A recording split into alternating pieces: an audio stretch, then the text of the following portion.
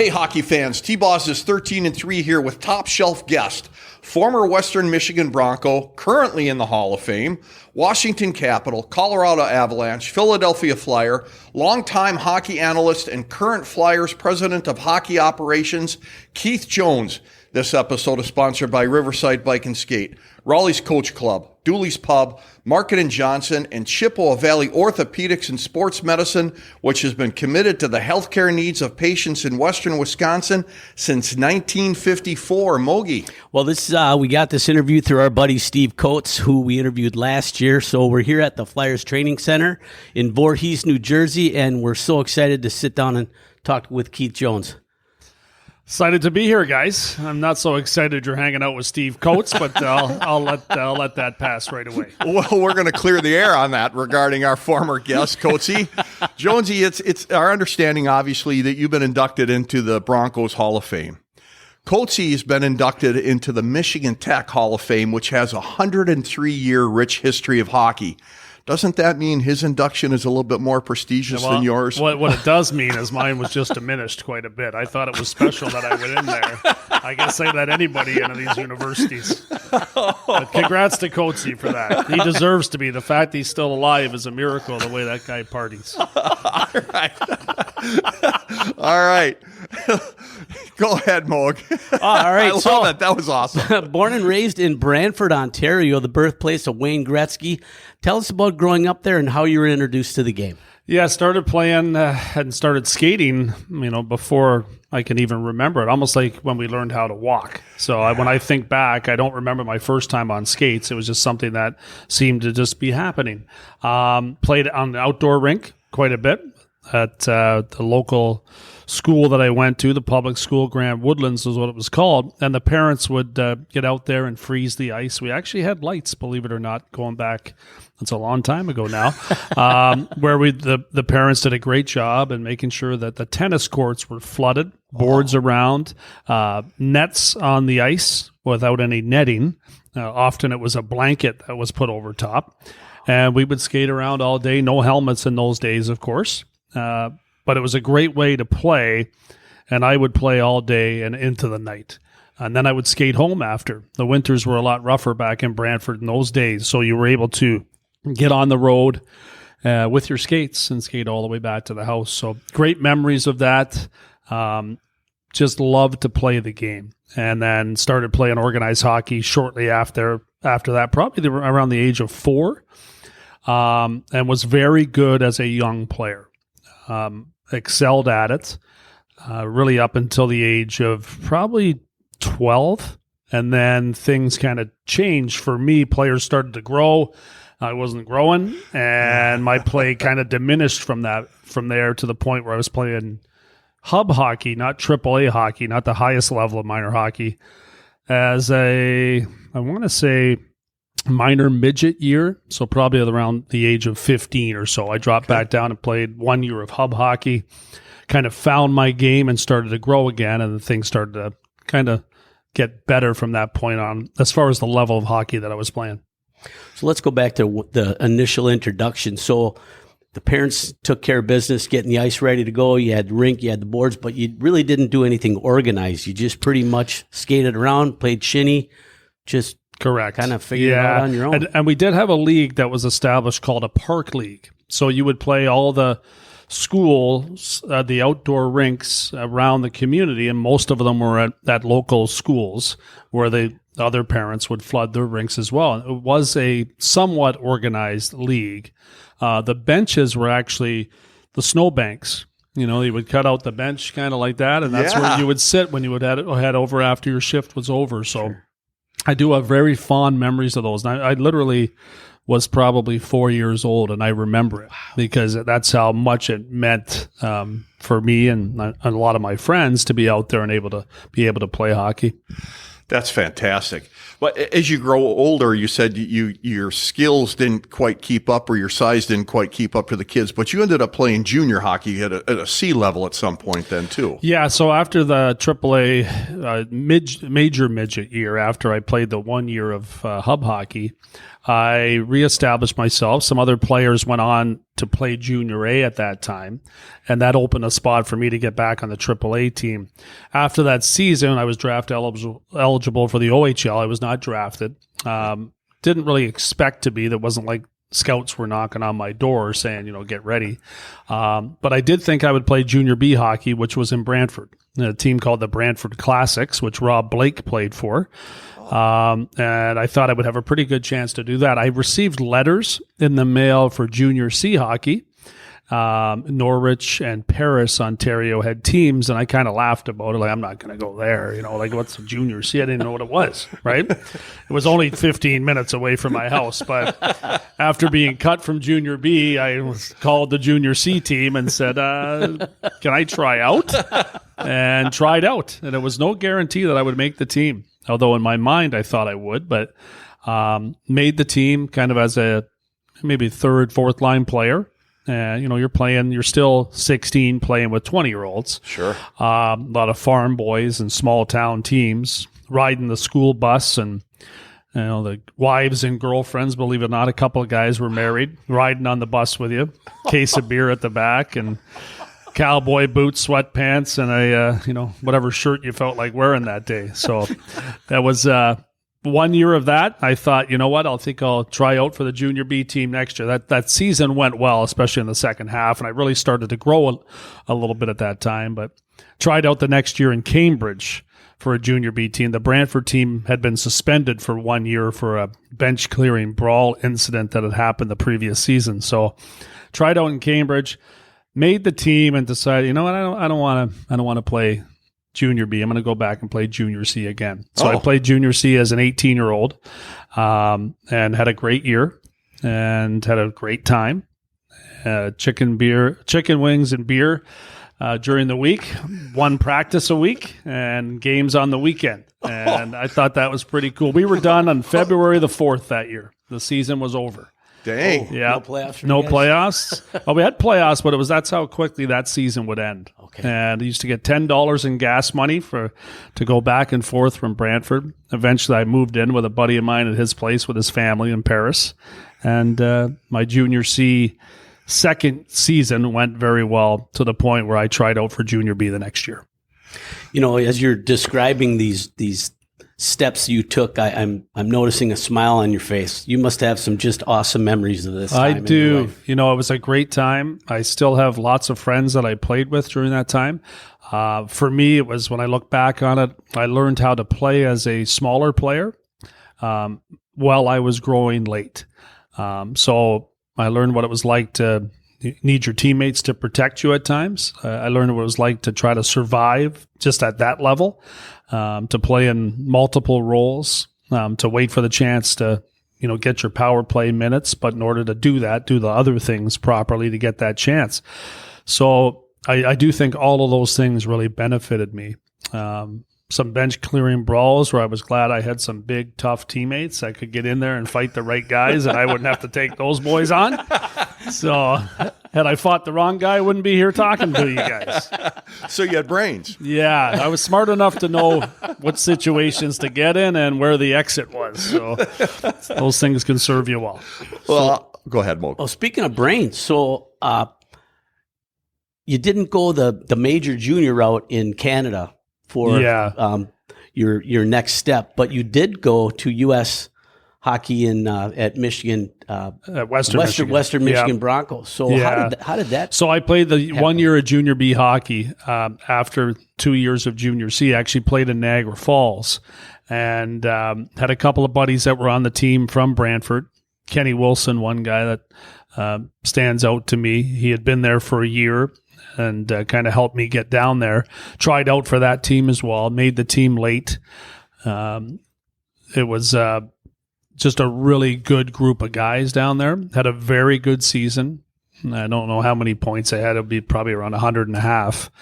But we had a lot of guys that were producing on that team, a lot of very good players. Gilbert Dion was on that team, Marcel's younger brother, who went on to play some games in the NHL, won a cup with Montreal, but he was a young guy. He was probably 15 at that time, and I would have been 19. So that year went very well. A lot of scouts came to junior B games to look at other players.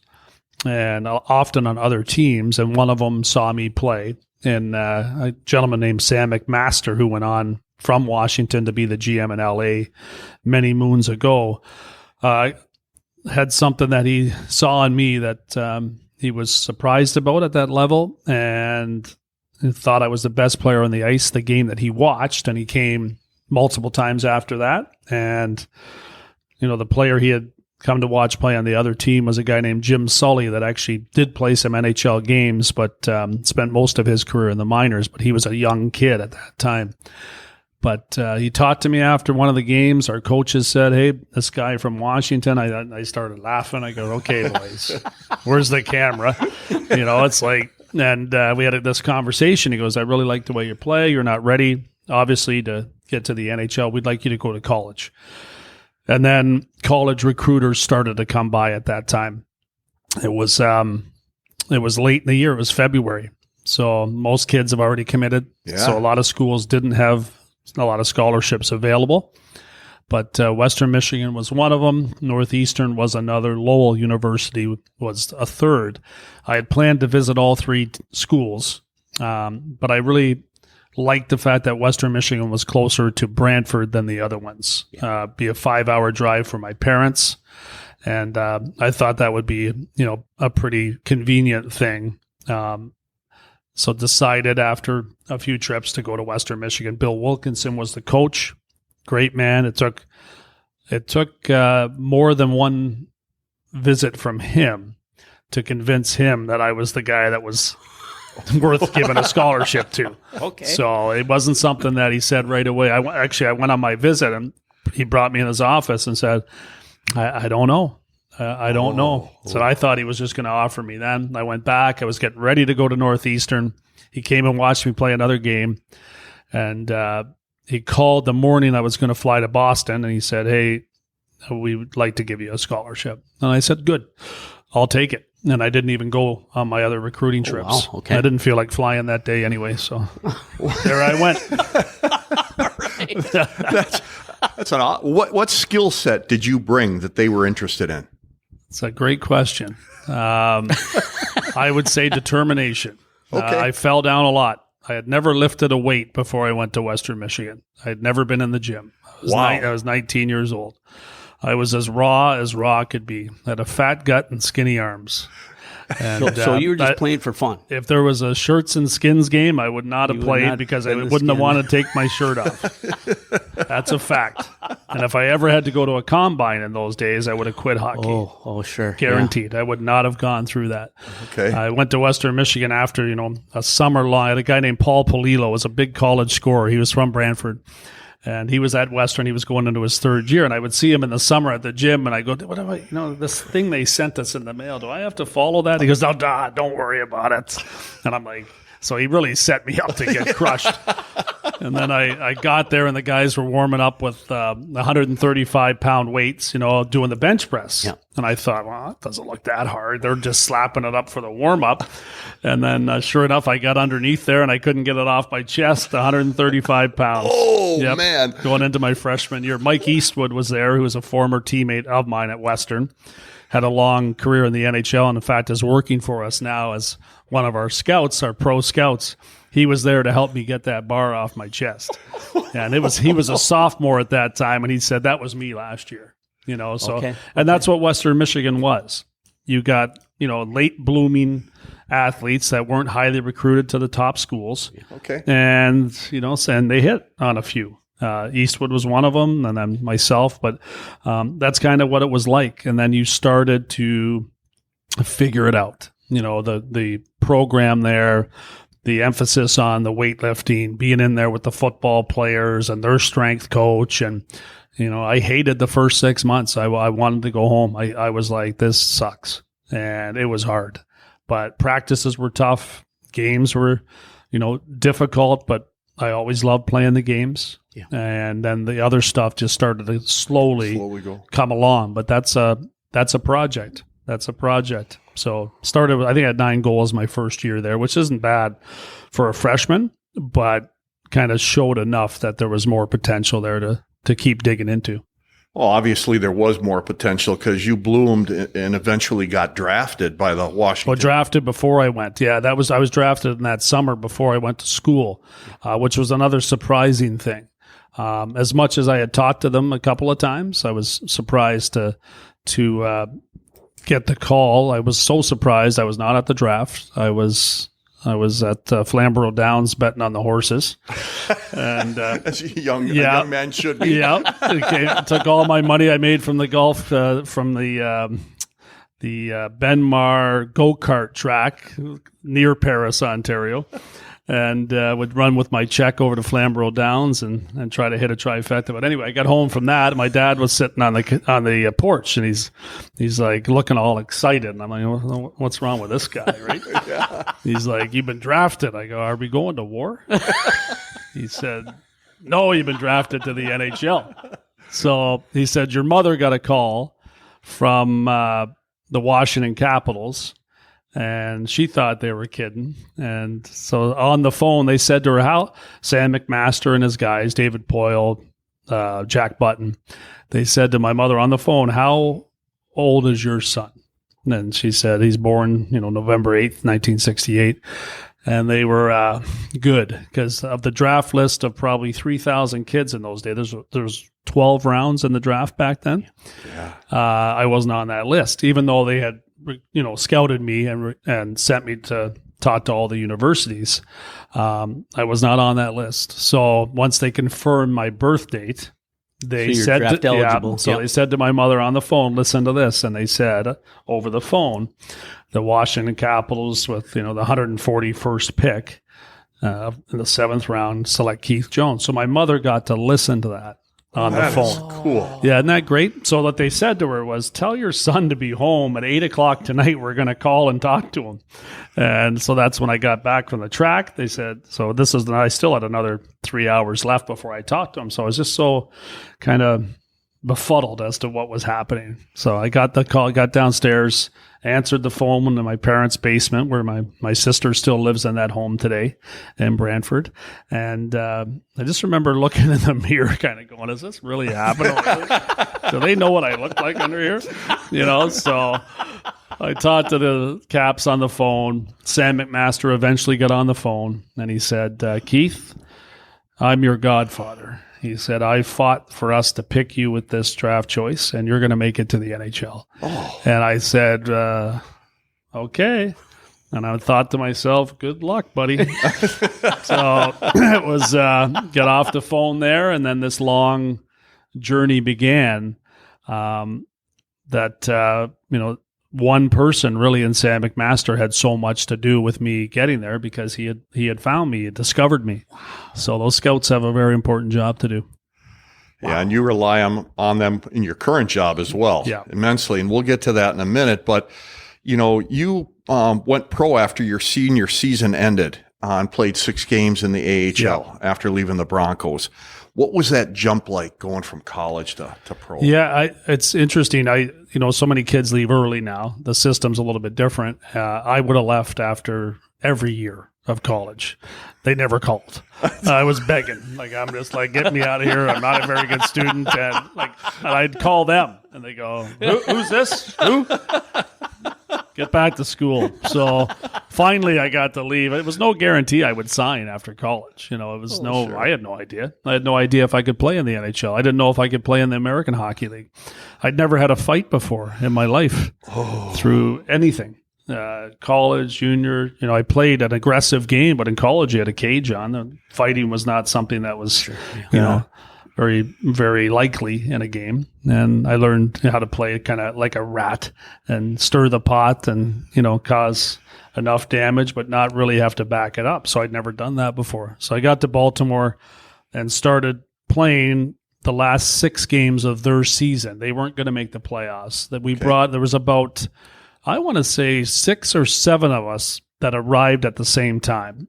That's kind of what we're hoping to do here in Philly, is to make sure we have these classes of players that kind of come up and grow up together. Yeah. But it was Steve Konowalchuk, Pat Peake, Byron Defoe, Olaf Kolzig, John Slaney. There was Mike Boback. There was like 7 guys that had legit. Jason Woolley as well. Okay. And a lot of them went on to play in the NHL. A lot of us went on to play in the NHL, but we all came at the same time. Played the last 6 games of the season.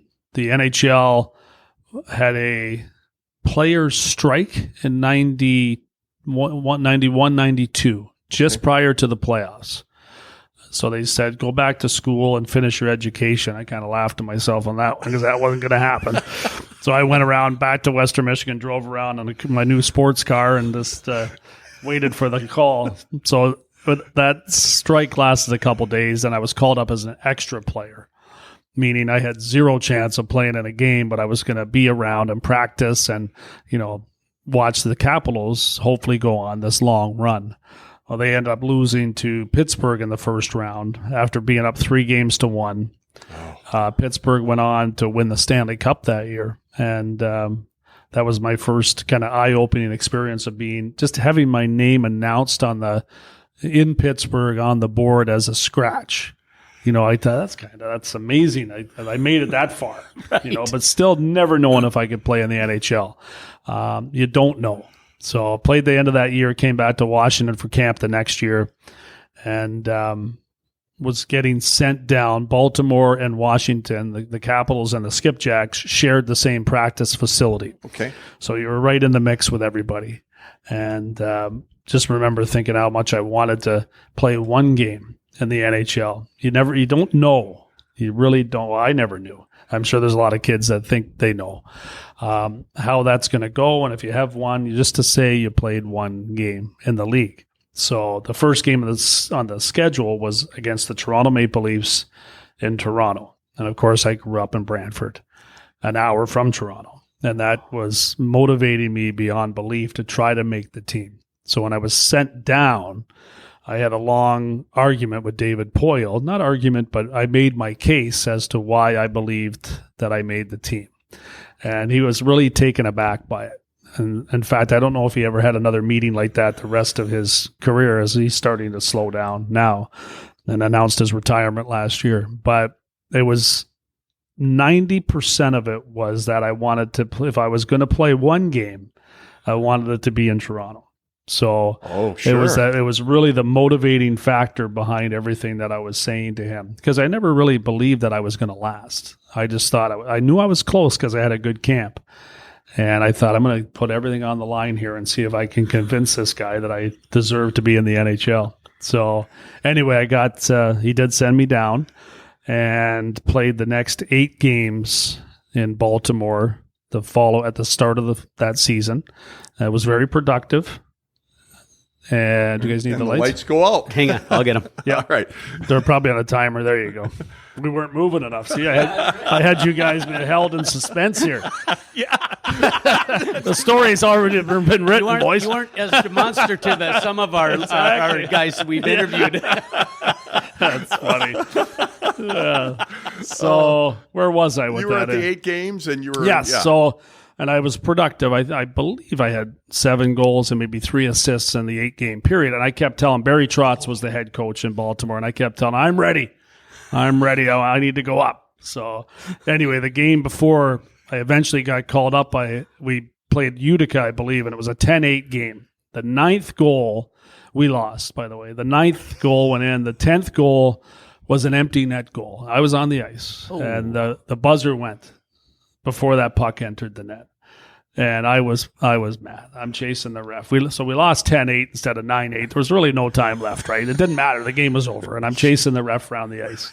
And I'm swearing at him, yelling like crazy. And Paul Gardner was an assistant coach with the team. And he looks at me walking off the ice. He goes, what are you doing? The game's over. I said, the buzzer went. And that goal shouldn't have counted. He goes, well, it's over. It doesn't matter. I go, it does matter. I'm minus effing 7. Yeah. I was minus 7 in that game. So that's not a good stat. I had 2 power play goals that I scored, and I was minus 7 on the game. So anyway, that was my last game in Baltimore before getting called up. That I knew I was close. I followed the NHL team really closely, and I knew they were struggling at the start. They had traded Dino Cicerelli the year before. They had brought in Kelly Miller's brother, not Kip, but if I'm forgetting his name. And he was going to replace Dino, and he got off to a really, really rough start. I think it was Kevin Miller. He had a tough start, and I knew that he was kind of on the ropes. There was a couple injuries, and I was listening to a game. They were playing in Vancouver. They were on a Western swing. I had two roommates, Trevor Halverson and Rob Leask, and I'm like, probably not cool that I'm listening so closely to the game. They're both playing in Baltimore with me, but so I had a big yellow Walkman, Sony Walkman, those big things. Yeah. And I was sitting up in bed. It was a late game. It was like, now it's probably 11:30. They're about midway through the second period, and Kevin Miller gets a spearing penalty. And they go on a 5-minute power play, and they score a couple goals. Vancouver, I'm thinking this could work. This could be a good thing.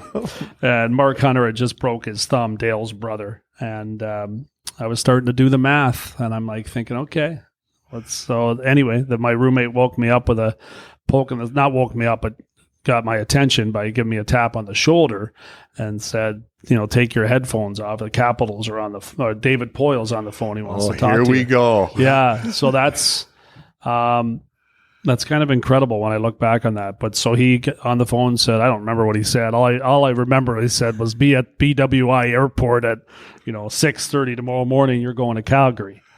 So I'm thinking, this is great. Didn't sleep all night, and get to the airport.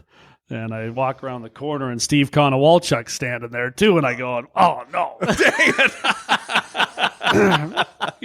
Are we playing or not?" Yeah. So we flew together all the way there, staring at each other. Both of us wondering. He had played one game the previous year, so he had his game.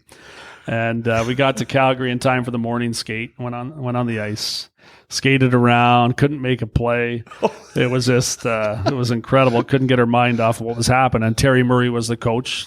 Good friend of Steve Coates, and he said, I don't know if either of you guys are playing. We'll let you know tonight when you get to the game. So, of course, imagine how that nap goes, Tough right? day.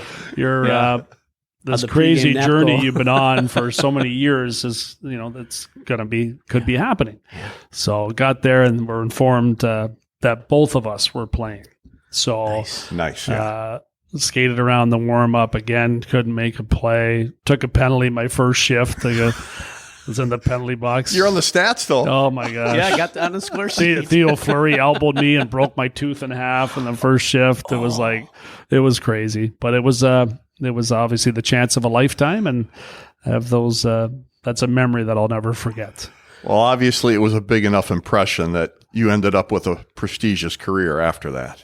Yeah, it was never a given. I always had to make sure that I found my way to stay, and that's when I started to try to learn how to fight. And, Dale Hunter once told me that, if you're sitting at the kitchen table and there's $500,000 there and somebody walks in and takes it, starts to walk out, what are you going to do? I said, well, I'm going to fight him. He goes, well, yeah, start doing that on the ice. Nice. And that was just a great message. I got pummeled a few times, but I hung in there and learned how to provide something to the team that they were lacking.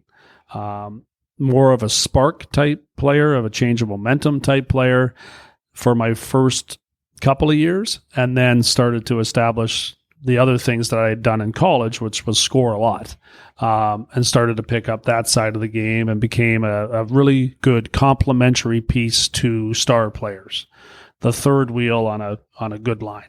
And that's but that was a process. Had I not done the little things early on and kind of figured it out, then I would never had the chance to play with the likes of, Bondra and Pavanka in Washington, Forsberg on his line in Colorado, Sakic's line in Colorado, and Lindros and Leclerc here in Philadelphia. Those are all things that, I'd like to say I was fortunate, but I was calculated. I figured out what it would be to play with those players. And a lot of that has to do from growing up and playing in every different role, from being a smaller player to then being one of decent size, and then being one that became a stronger player physically. And all those things really served me well after, a long and really curved journey to the NHL. Yeah. So I'm thinking about that. It's just, it's amazing to me where you were and where you ended up and how you got there. That process is just crazy. You kind of, you're playing junior C. You played for a year of junior B. You go to Western Michigan. And I never really heard you say, okay, and then this hit for me, and this is when I really got serious. Yeah, so never did. Was there never was that point, but you had that thought process going. It's like, okay, I got to do this, and this to get here, and then this, and this to get there. You've had a very analytical mind, and you've obviously followed that process, and look where you are today. Yeah, it's a strange story, but that is probably the key factor in the whole thing, was just mapping out each step as it came. It wasn't like a huge plan that was in place. It was just whatever the situation was, I found a way to adapt to it, and then kind of make myself maybe even more important than I should have been. And but a lot of it had to do with great teammates, my ability to, be a good teammate and never make the other players around feel like, in my group of players, my teammates, that I was trying to, do something that was not benefiting them. And when you play a style that's, aggressive, yet not one where you're fighting the heavyweights, you need your teammates to have your back. Yeah. So I had that with guys like Craig Berube in Washington. Mm-hmm. We had Alan May in Washington as well. We had a bunch of, big, tough guys. Berube was here in Philadelphia with me again, which was also a big plus. Players like Rick Tocchet, Colorado, Brent Severin. We just had, I was very fortunate that I was a likable individual.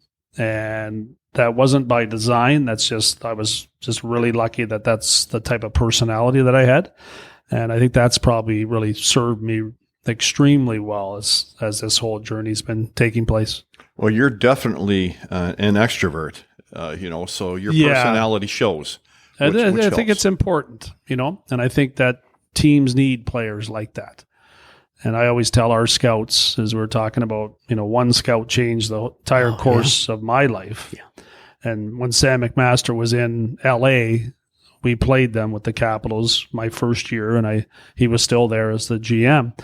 And we practiced at the Forum, and I asked their PR guy, where's Sam McMaster at? And he said, well, he's up in his office there. So after practice, took my gear off, walked up, told his secretary I was coming to say hello. And then as soon as he opened the door, he looked at me and said, I told you. Yeah.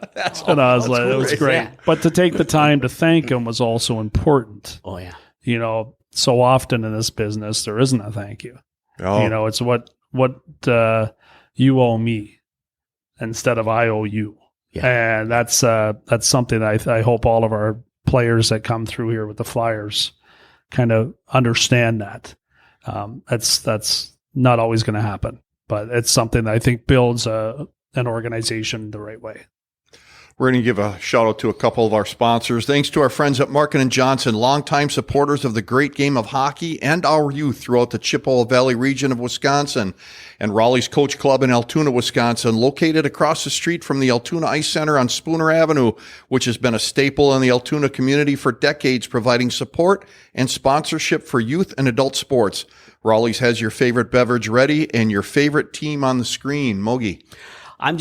We've got a million questions here for you, Jonesy, and we understand it's a game day, and we thank you so much for your time. I don't want to skip over your trades and everything like that, but you talked about what you brought to the game, right? And you talked about how you maybe played a little bit of an agitator role and got things rolling, but you played a total of 578 professional games, AHL and including the NHL playoffs, and you scored 129 goals, 153 assists, and you had 875 penalty minutes. Yeah. So you brought some skill to the game, obviously, but you liked that physical part of it too. I did. And that's really what enabled me to play, in a top six role. I presented something different that I think was really important during the time that I played, and I think it's really important in today's game. It's a lot less common, those style of players. And you got to be really, in today's game, much smarter than I even was in my game, because it's more difficult to do. You're going to get penalties yourself. You're going to put your team shorthanded.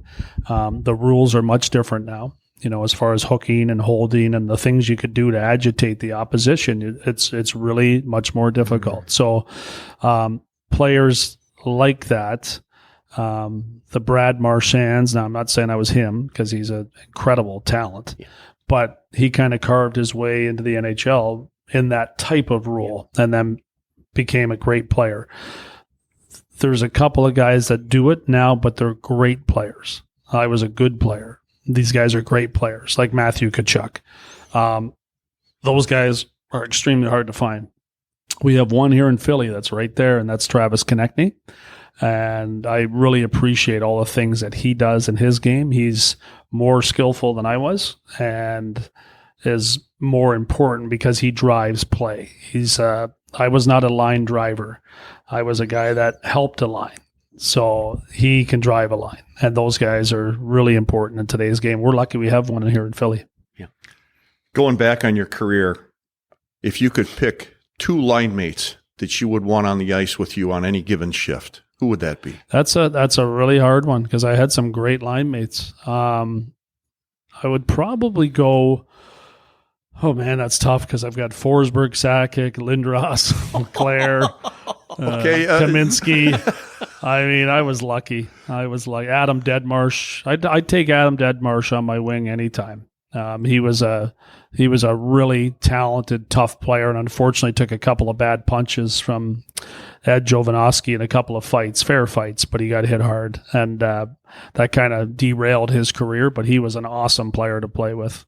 So I'd go with, and this is really tight, but I would go with Sakic and Deadmarsh, and that was one line that I really had a great time playing with in Colorado and kind of set my career mark and goals with those players. So I'll go with that, but that's really not an easy one at all. Yeah. Oh, well, you had a tough decision. You named some big boys on that list. Yeah, a lot of Hall of Famers. Absolutely, that's what I was thinking. Pretty incredible. Dale Hunter was another I should never forget because I played with Dale in Washington my first couple of years, and he was an awesome player. So that when I think back on that too, that would be somebody that would be right in the mix with all that as well. I think he had over 3,000 penalty minutes and over 1,000 points. So. And now he's been great in London with the London Knights with that franchise. He's just a great hockey man.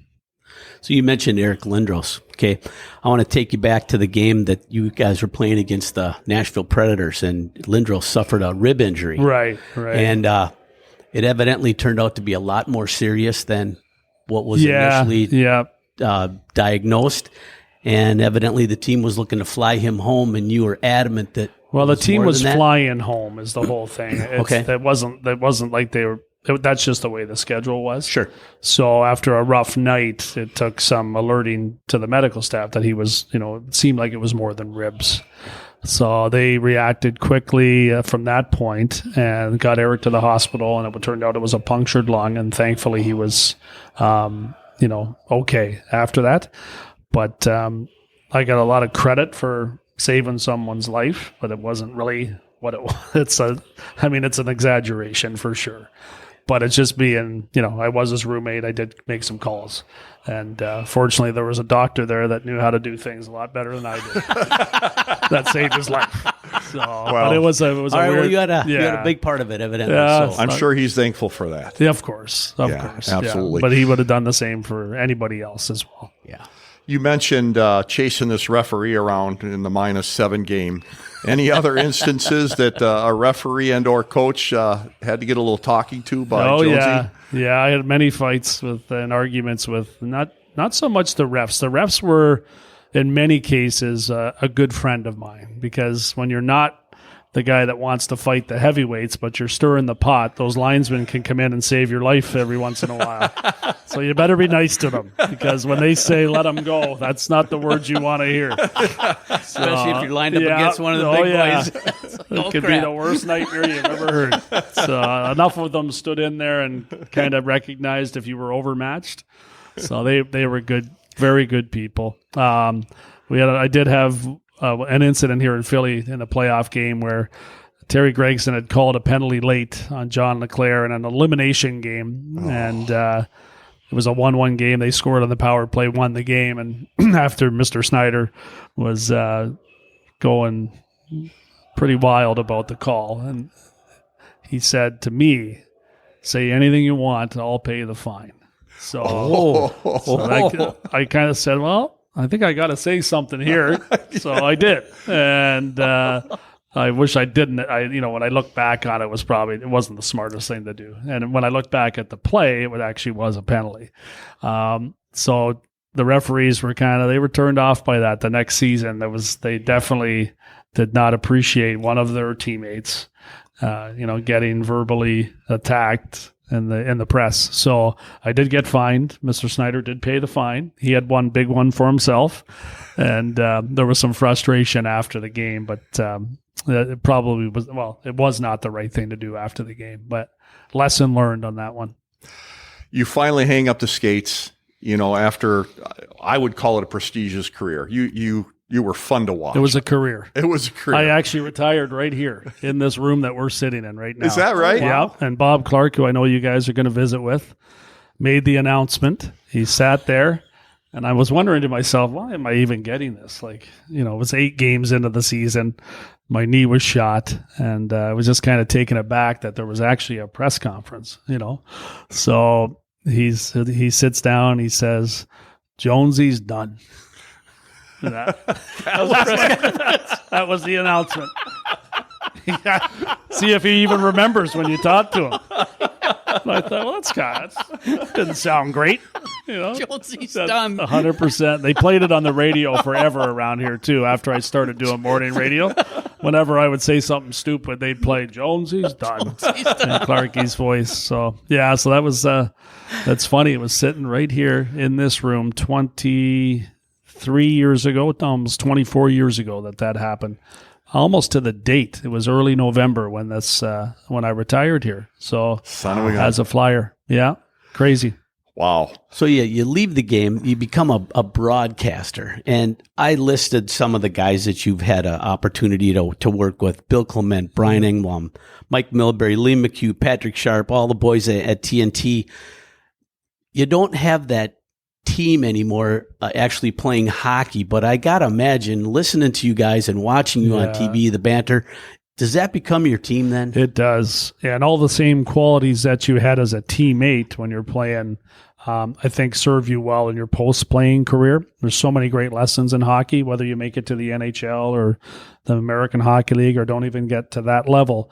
You do learn how to work within a team environment. And that's what television was to me. Had super guys to work with, very helpful.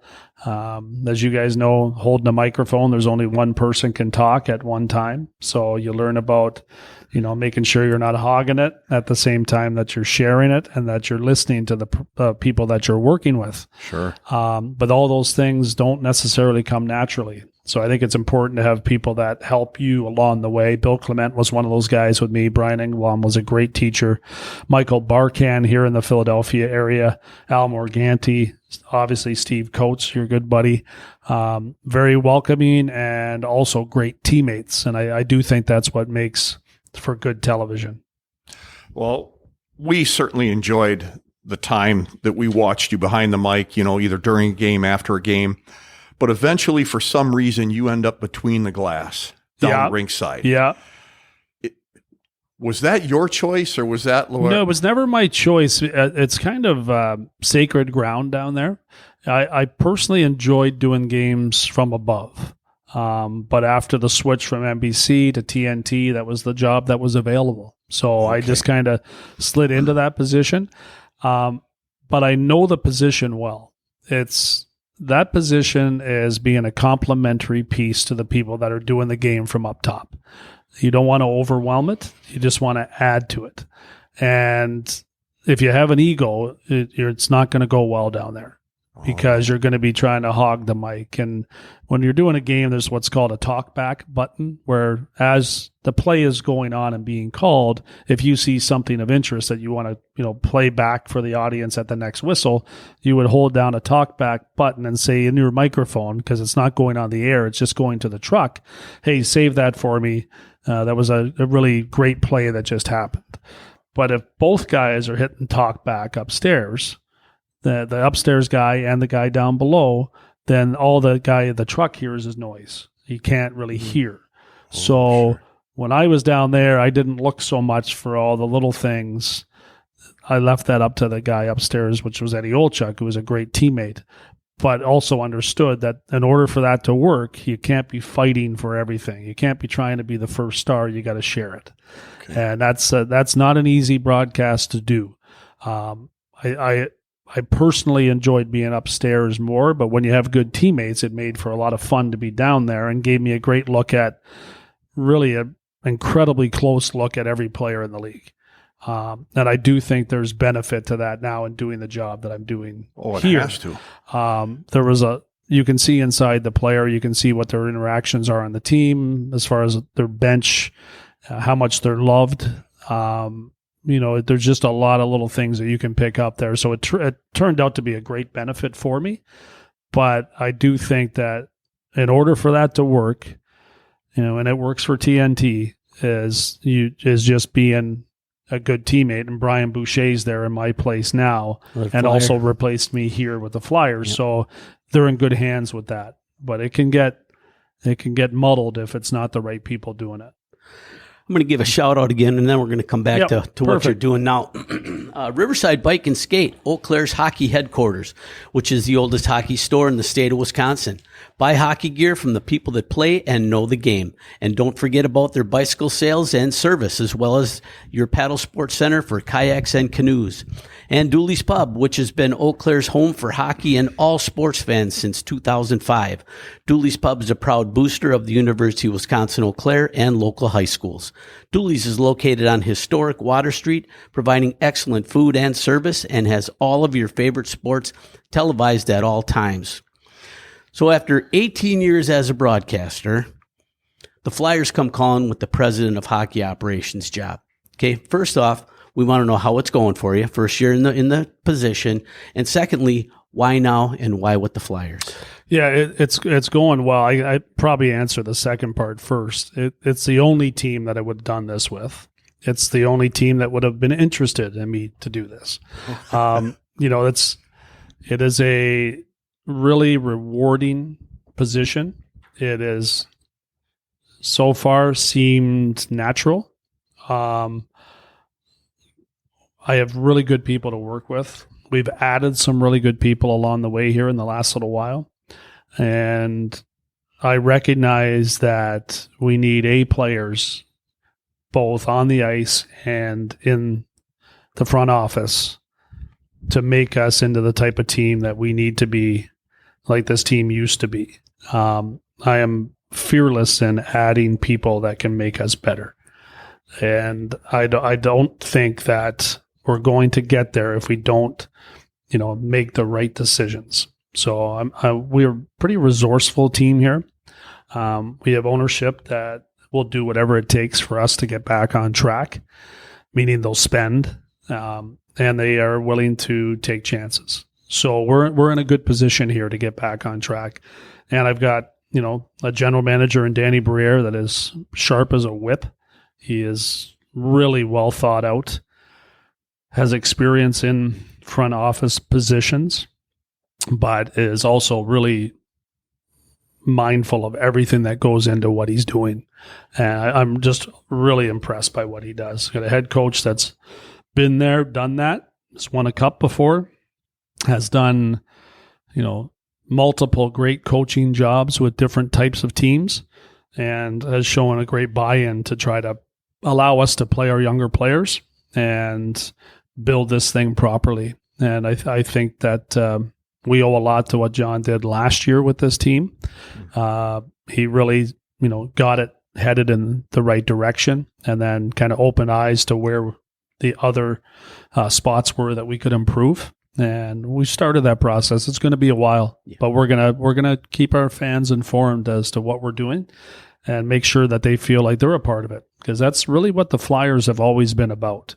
It's been a community team. It's been a team that has, reached out and made sure people who followed them felt like they were following something special and a part of something special. So we want to get back to that.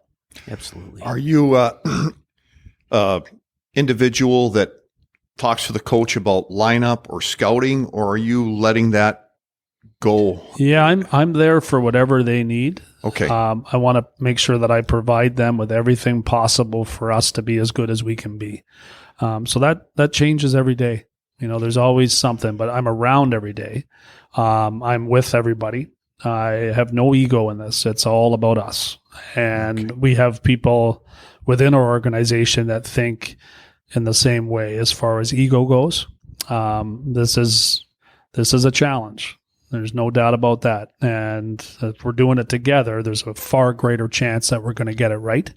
And I think that's kind of my approach. But I talk to everybody that I can in every position in this organization and to every fan that I can. I'm not going to walk by it. So we have players on this team that are doing the same thing. And we have management and player personnel guys that are doing the same thing as well. That's something that I feel really good about. Sounds like you brought your grit and teamwork from your playing style into the front office. Yeah, I don't think there's any other way to do it. There's going to be difficult things that happen that we have to be, ready for. There's going to be bumps along the way, curveballs, and during those days we got to grind through it. And then there's going to be some great days. There's going to be some fastballs staring us right in the eye, and we're going to smack it. So send it out of the park. It. But we're going to swing. We're not going to sit back and not do this thing, recognizing that it's a gigantic challenge, but a great opportunity at the same time. Every team's goal is ultimately to lift the cup. Yep. What is Keith Jones's short-term goal for this team right now? Just to get us headed in the right direction to ultimately lift the Stanley Cup. And to lift it, you need multiple opportunities to do that. There's once in a while a team catches fire and gets it. They normally stop just a little bit short, those type of teams. And the Florida Panthers are a great example of that last year. Sure. Barely made the playoffs and then made an incredible run, came together as a team, and awesome things can happen in hockey. We want to be a team that's in the playoffs for, an extended period of time and have multiple opportunities to try to put it together to win it all. So that takes time to build that foundation. But with character, players, and skill, you can eventually get to that point. And we're looking to add skill through the draft and then eventually through free agency when it's time.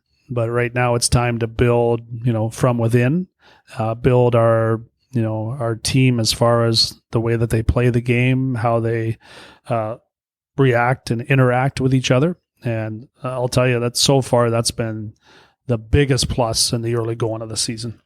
I think they got the right guy on the job. I look at how your hockey career progressed, and basically you're going to be working with your kids.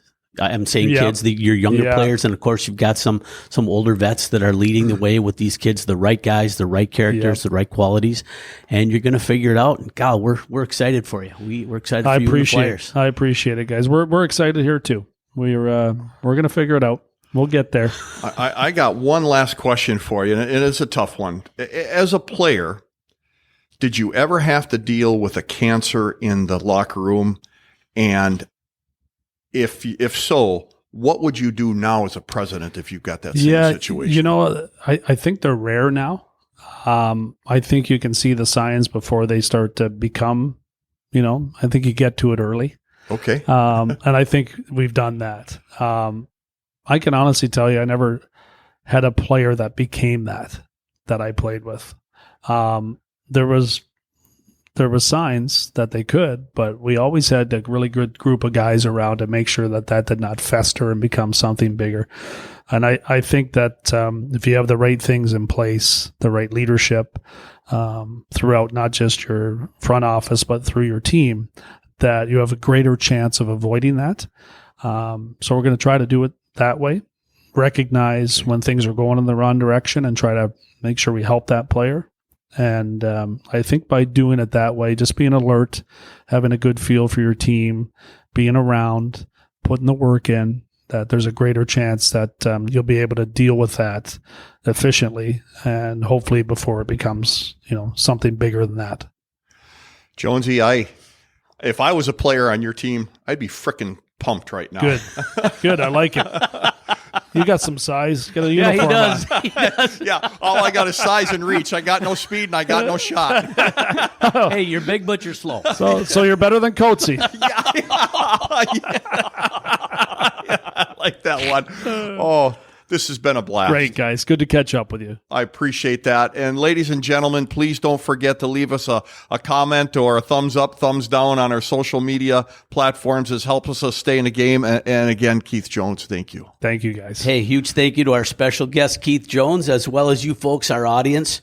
Please remember to stop in and say hi to our sponsors, Riverside Bike and Skate, Chippewa Valley Orthopedics and Sports Medicine, Raleigh's Coach Club, Dooley's Pub, and Market and Johnson. And follow us on your favorite social media platforms, as well as YouTube. And remember, folks, until next time, keep your head on a swivel and stay on your inside edges.